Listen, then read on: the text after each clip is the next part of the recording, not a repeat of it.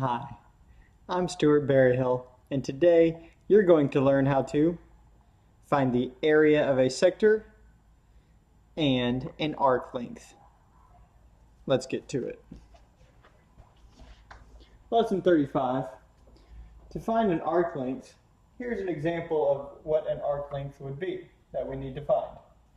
In order to find that, what we are going to do is use the variable L for length, arc length, and that equals 2 pi r times measurement. Measurement is the degree of this arc here, the degree of the 360 total that it covers, divided by 360. This is your formula to find an arc length. You just do your circumference times ultimately the fraction of the arc length out of 360. So let's look at one example. Example 1 says find arc xy. So our formula is xy equals the circumference 2 pi r times the measurement of the arc over 360. Now let's see what we know. We know 15 is our radius, so we plug that into r. 2 pi times 15 times the measurement. Well, it's not here, but remember, this is a central angle. Central angle and the arc measure are the same degree. So we put 60 for m. And that divided by 360. And that is going to equal our arc length. Now we start to simplify. 2 times 15 is 30 pi. 60 over 36, we can cross out the 0. 6 over 36, that is the same as saying 1/6. And if you know your math, 30 divided by 6, or 30 times 1/6, is 5. 6 goes into 30 5 times. So 5 times pi would be your arc length. And we're just going to leave it in terms of pi. 5 pi centimeters equals your arc length. And that's all there is to it. Take the circumference and divide by the fraction, or multiply by the fraction of the circle that you are trying to find. The next concept we're going to look at is finding the area of a sector. Area of a sector. So I shaded in the area. And the formula for finding area of a sector is the formula for area, pi r squared, once again, times the measurement over 360. That's all it is.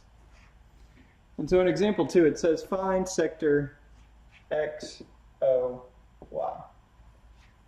So we have our formula, area equals pi r squared, measurement over 360, and we plug in our numbers. 12 is our radius,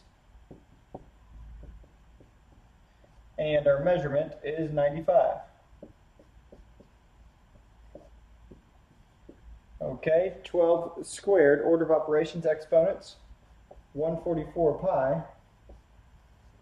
I'm not going to reduce that. I'm just going to write it as a decimal. 95 divided by 360. Oh, maybe not. That's a big decimal. Let's do, okay, we'll reduce it. 5 goes into 95 19 times, and 5 goes into 360 72 times. I don't think it can be reduced from there. And so then ultimately, I mean, all you're doing is putting all this in your calculator. So when I multiply 144 times 19, I'm leaving pi out right now. 144 times 19 divided by, so now we got 2736 pi all over 72. So divide that by 72. We're at 38 pi. 38 pi. And I'm going to leave it in terms of pi. It actually says give answer in terms of pi. So I'm going to write centimeters squared. Since it's area, you still do have to square it. But that's how you do area of a sector in a circle. You simply take the area formula and you multiply it by the fraction that you have. Now let's look at one more problem. Example 3. I'm going to read what it says. It wants us to find the radius of the circle to the nearest hundredth of a meter. So we need to actually find radius. So that's going to be working backwards compared to what we have normally done. Finding the radius. Normally we find the area of the circumference, now we're going backwards. So let's look at what we have here. Right now we have an area of 100 pi meters squared, and we have a measurement of 246 degrees. Well, let's look at our formula of A equals pi r squared. I know 246 is my measurement, so I plug that in. And now we're here. We're trying to solve for r, but we need to find A. Well, area is actually given to us. Traditionally, that's not the case. Traditionally, we solve for area. But since we know what A is, we can substitute that 100 in for A. So we plug in the 100. And then we solve.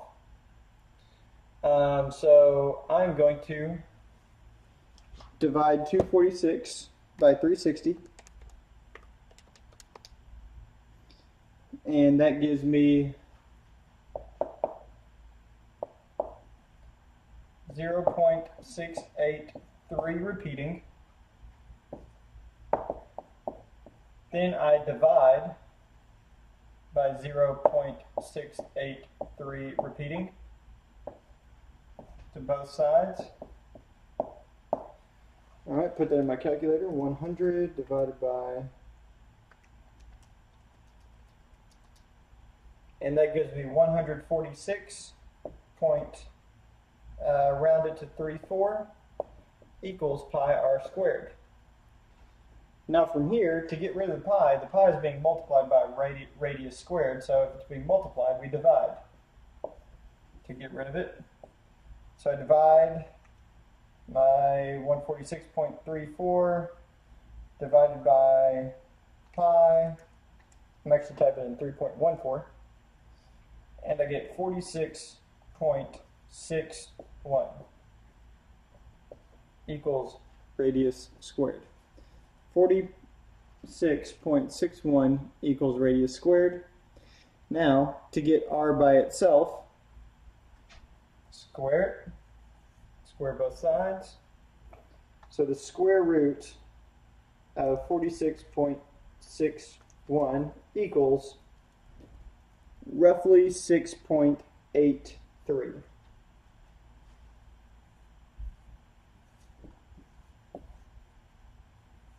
And that would be our radius. So that's how you kind of solve backwards.